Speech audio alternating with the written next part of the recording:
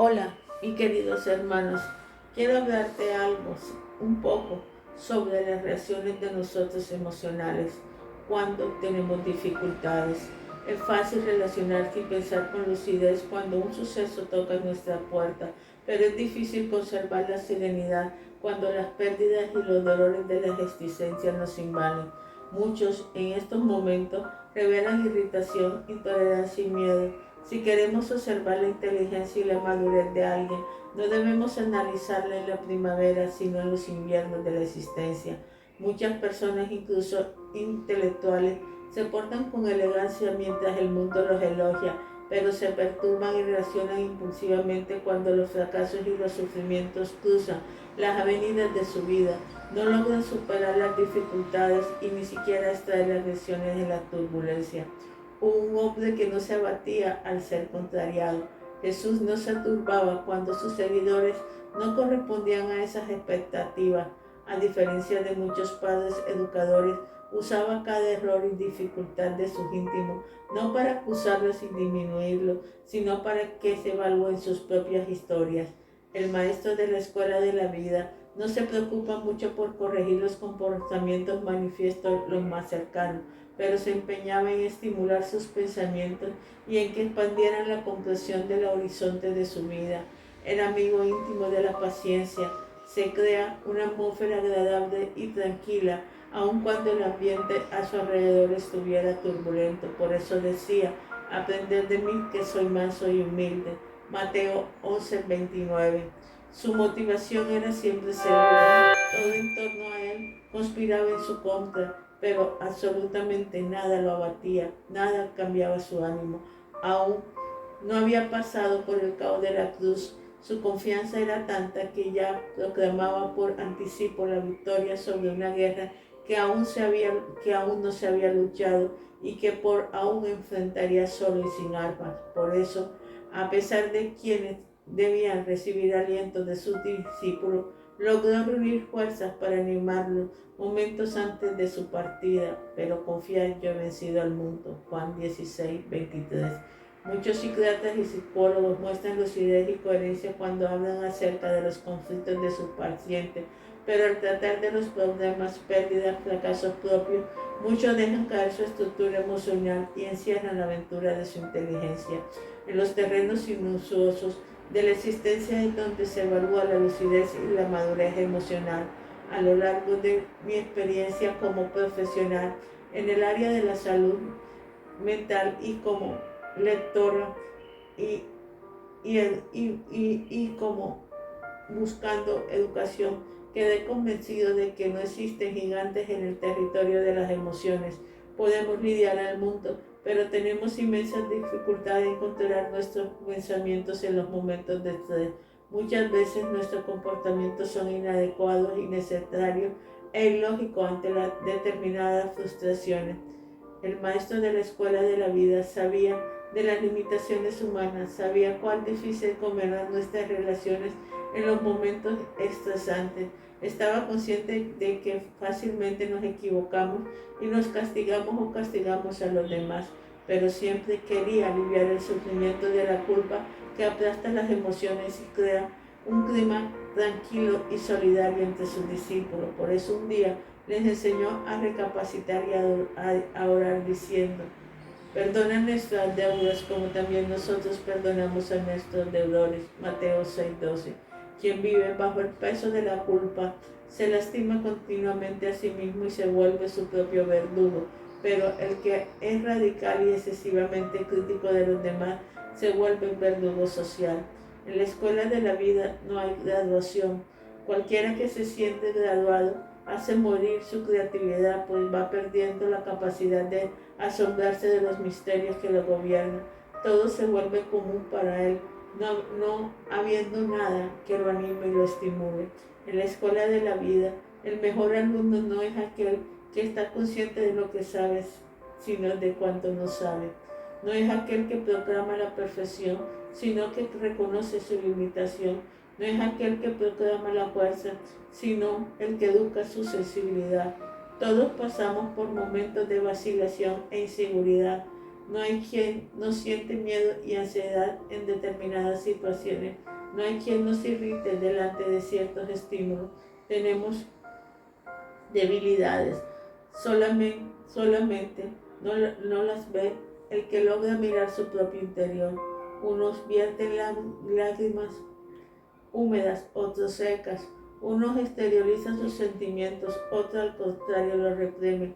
Algunos superan con facilidad ciertos estímulos estresantes, pareciendo ser fuertes, pero tropiezan con otros aparentemente ordinarios. Aunque las culpas de la vida siempre van a estar ahí, ¿cómo se puede evaluar la sabiduría y la inteligencia de alguien cuando toca la puerta el suceso o cuando enfrenta el caos? Es fácil demostrar serenidad cuando nuestra vida transcurre en un jardín tranquilo. Es difícil cuando ella espera los dolores propios. Los momentos finales de la vida de Cristo estuvieron definidos por sufrimientos y aflicciones. Habían conservado su brillo intelectual y emocional en medio de las fuentes pesadas. Él no frecuentó la escuela, era un simple carpintero, pero para sorpresa nuestra expresó las funciones más ricas de la inteligencia. Era un especialista en el arte de pensar, en el arte de oír, en el arte de exponer y no imponer ideas. Él era el arte de reflexionar antes de reaccionar. Era un maestro de la sensibilidad y era un agradable narrador de historia. Sabía despertar la sed de las personas, vacunarlas contra la competencia predatoria y el individualismo, estimularlas a pensar y desarrollar el arte de la tolerancia y de la comparación. Además de eso, era alegre, tranquilo, lúcido, coherente, estable, seguro, sociable, agradable y por encima de todo, un poeta del amor y excelente inversionista en la sabiduría durante los inviernos de su vida. Cristo fue, a lo largo de los siglos, como un sufrido que murió en la cruz. Tal concepto es demasiado pobre y superficial. Tenemos que analizar a Jesús en un contexto de grandiosidad. En un solo párrafo, enumere 20 características notables de la inteligencia de Jesús. ¿Quién en la historia manifestaría las características del Maestro de Nazaret? Rara vez alguien tiene media docena de esas características en su propia personalidad. Ellos son universales y por eso fueron buscando en forma incansable por los intelectuales y pensadores de todas las culturas sociales. A pesar de Cristo haber poseído una compleja y rica personalidad, difícilmente la gente se siente cómoda al hablar de él en público porque hay siempre recelo de ser vinculado a alguna religión, pero es necesario hablar de él en forma franca, desprendida e inteligente. Aquel que tuvo la personalidad más espectacular de los tiempos es merecedor de un estudio a nivel de su importancia. Desafortunadamente, hasta en las escuelas de filosofía cristiana se investiga muy poco su vida y su inteligencia, cuando muchos se presentan brevemente a la clase de enseñanza religiosa. Hace poco tiempo, por increíble que parezca, la vida de Jesús se resume en una frase: la vida de aquel que dividió la historia de la humanidad. ¿Cómo eso es posible? Un texto relata solamente que Jesús nació en Belén en la época del emperador Augusto Romano y murió en la época de Tiberio. Ni siquiera los libros de historia le dan honor.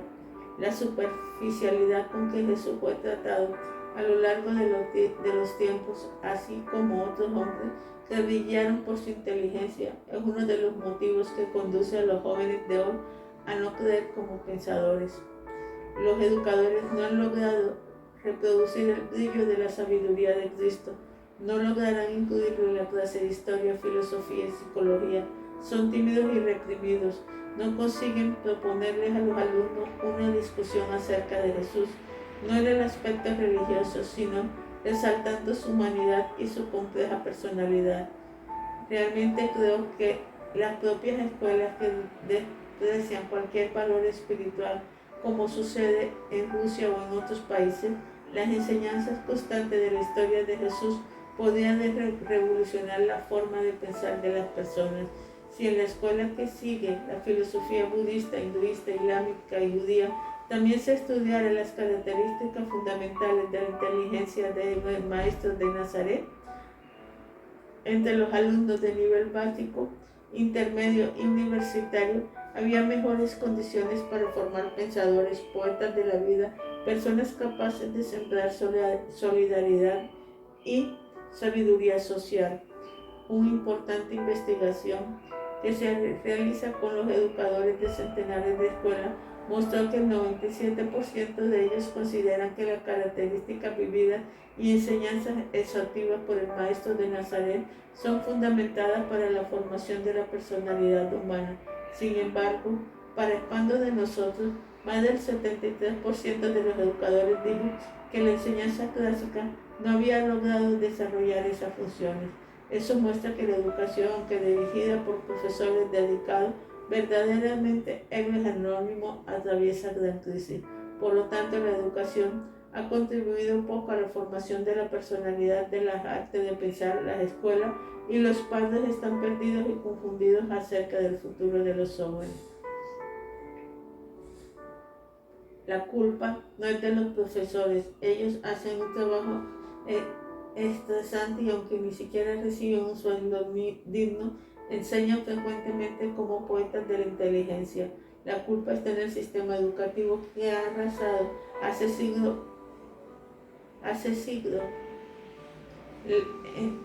En teoría esto comprende poco tanto el funcionamiento multiplicar de la mente humana como el proceso de construcción del pensamiento. Por eso encierra a los alumnos en salones de clase y los transforma en espectadores positivos del conocimiento y no en gente transformadora de su historia personal y social. El maestro de Nazaret quería producir personas que se interiorizan y fueran ricas y activas en lo íntimo de su inteligencia, pero vivimos en una sociedad que valora los aspectos exteriores del ser humano. La competencia predatoria, la paranoia de la estética y del consumismo han herido el mundo de ideas, dificultando el proceso de autovaloración y búsqueda de un sentido más noble para la vida. Hemos alterado los valores, el paquete vale más que el contenido, la estética más que la realidad, y el resultado de eso, desafortunadamente, en los consultorios de psiquiatría y de medicina general, la depresión, los trastornos de ansiedad y las enfermedades psicosomáticas ocupan los primeros puestos en las enfermedades del siglo XXI. Por favor, no vamos a atribuir la culpa de esos trastornos psíquicos a la famosa serotonina contenida en el metabolismo cerebral. Necesitamos tener una misión multifocal y darnos cuenta de que hay importantes causas psíquicas y psicosociales en los salones de clase. Los jóvenes como los adultos no están aprendiendo a vivir como si la vida fuera un grandioso espectáculo. No se alegra por pertenecer a una especie que posee el mayor de todos los espectáculos naturales, el de construcción del pensamiento. ¿Cómo es posible que el ser humano, tanto intelectual como alguno, desprovisto de cualquier cultura académica, consiga una milésima de segundo mantener en su memoria y en medio de billones de opciones rescatar la información que constituiría la cadena de pensamientos? No se queda admirado de la mente humana. Yo me asombro de la construcción de la inteligencia. Es posible que nos quedemos encantados al percibir la complejidad hasta la inteligencia de un niño deficiente mental o autista. En mi experiencia con niños autistas cuyo cerebro se ha conservado, comprobé que cuando estimulan los fenómenos que forman los pensamientos, muchos se abren para convivir socialmente como flores que rehúsan la soledad y quieren pertenecer a un jardín. Quien no es capaz de quedarse encantado con el espectáculo de los pensamientos, nunca se intentó en las áreas más profundas de su propio ser. Los pensamientos más débiles que producimos son aquellos que no damos cuenta construcciones complejas, tan complejas que los psicólogos aún se consideran como una ciencia infantil en busca de comprender los fenómenos vinculados a ella. Quien es incapaz de comprender la vida logra hacerle un homenaje en cada mañana. No consigue despertar y clamar qué bueno es estar vivo. Puedo vivir el espectáculo de un día más. ¿Cuántas veces miramos el universo y declaramos que aunque seamos tan pequeños, hundidos en tantas dificultades y errores, somos seres únicos y exclusivos, seres que piensan y tienen conciencia de su propia existencia? Cristo vivió la vida como un espectáculo. El aburrimiento no era parte de su historia. El maestro de Nazaret tenía convicciones contrarias a las de su sociedad contemporánea. Estimulaba la inteligencia de las personas cercanas y los orientaba hacia el interior de sí mismo, conduciéndolos a vivir como si la vida fuera un espectáculo de placer e inteligencia. Su presencia animaba el pensamiento y estimula el significado de la vida. Un día señalado a un minusválido, unas personas que deseaban saber por qué de aquella deficiencia le preguntaron: ¿quién pecó, esto o sus padres? Juan 9:2. Aquellas personas esperaban que Jesús diera que la deficiencia era culpa de algún error que aquel hombre o sus padres habían cometido en el pasado. Pero personas eran esclavas de los antónimos correctos, equivocados, pecado y castigo. Pero para sorpresa de ella, él dijo una frase difícil de interpretar: no es que pecó este ni sus padres, sino para que la obra de Dios se manifieste en él. Juan 9:3. Aparentemente eran palabras raras, pero con ellas Jesús puso los dolores de la existencia bajo otra perspectiva. A ninguno de nosotros nos gusta el sufrimiento y las dificultades de la vida. Buscamos expiarlo de nuestra historia a cualquier costo. Sin embargo, el maestro de la escuela de la vida quería decir que se debía lidiar con el sufrimiento y superarlo dentro del espíritu y del alma. Tal superación produce algo rico dentro de las personas deficientes, que su limitación se convertirá en gloria al Creador. En efecto, las personas que logran superar limitaciones físicas y emocionales, depresión, síndrome de pánico, se vuelven más bonitas, exhalan un perfume de sabiduría que anuncian que la vida vale la pena de ser vivida, aunque tenga turbulencias. Jesús quería expresar que era posible tener deficiencias y dificultades y aún así experimentó la vida como un espectáculo placentero, un espectáculo que solo pueden vivir aquellas que saben conducirse internamente y se vuelven gentes transformadoras de la historia. Jesús sabía, mi querido hermano, que tú ibas a pasar por sufrimientos, pero Él también sabía que tú puedes aprender a superarlos y que su amor y su misericordia siempre te va a ayudar. Desde la perspectiva psiquiátrica, el maestro tenía toda la razón, pues si transformamos a las personas que sufren en pobres miserables, en víctimas de la vida, destruimos su capacidad de crear y superar su dolor. Transformar a un paciente en una pobre víctima de su depresión es uno de los más grandes riesgos de la psiquiatría. Las personas que enfrentan con inteligencia y crítica su depresión tienen mucho más posibilidad de superarla. Aquellos que temen al dolor tienen más dificultad en sanar y más posibilidad de depender de su terapeuta. En la actualidad, las personas, principalmente los jóvenes, no saben tratar con las limitaciones, no saben qué hacer con su dolor y frustración. Muchos quieren que el mundo gire alrededor suyo. Tienen gran dificultad en ver algo que es más allá de sus propias necesidades. En ese ambiente, la búsqueda del placer inmediato, la agresividad y la dificultad de ponerse en los zapatos de otro aumenta mucho. Delante de esas características, la educación no los alcanza y por lo tanto no rompe la rigidez intelectual en que se encuentra. Solo un revolucionario en la educación puede revertir ese cuadro. Los años en que los alumnos están pasivamente sentados en los salones de clases de nivel básico son suficientes para producir un gran vacío en el proceso de formación de sus personalidades. Ellos nunca lograron alzar la mano en público y exponer sus dudas sin un alto costo emocional. El hecho de no estimular a los alumnos a participar como agente activo en el proceso de educación siempre va a frenar la creatividad y la libertad de expresar sus pensamientos, y eso sigue siendo la formación universitaria y hasta el mismo posgrado o doctorado. Una de las características fundamentales de Cristo es la capacidad de transformar en sus seguidores a personas activas, dinámicas, con habilidades de expresar sus sentimientos y pensamientos. Él no quiere un grupo de personas pasivas, tímidas, con la personalidad anulada. En todo momento estimulaba la inteligencia de los que le acercaban y buscaban liberarse de su cárcel intelectual. Jesús señalaba, preguntando, estimulando la inteligencia y buscando romper toda timidez y toda distancia. No le gustaba promoverse, aunque fuera reconocido como el Hijo de Dios. Cruzaba su historia con la de los más cercanos y lo consideraba sus amigos. Ten siempre que puedes ayudar a las personas y puedes seguir estudiando la vida de Jesús de Nazaret y te darás cuenta cómo todo va a cambiar. Que la bendición del Padre, del Hijo y del Espíritu Santo siempre esté sobre ti. Amén.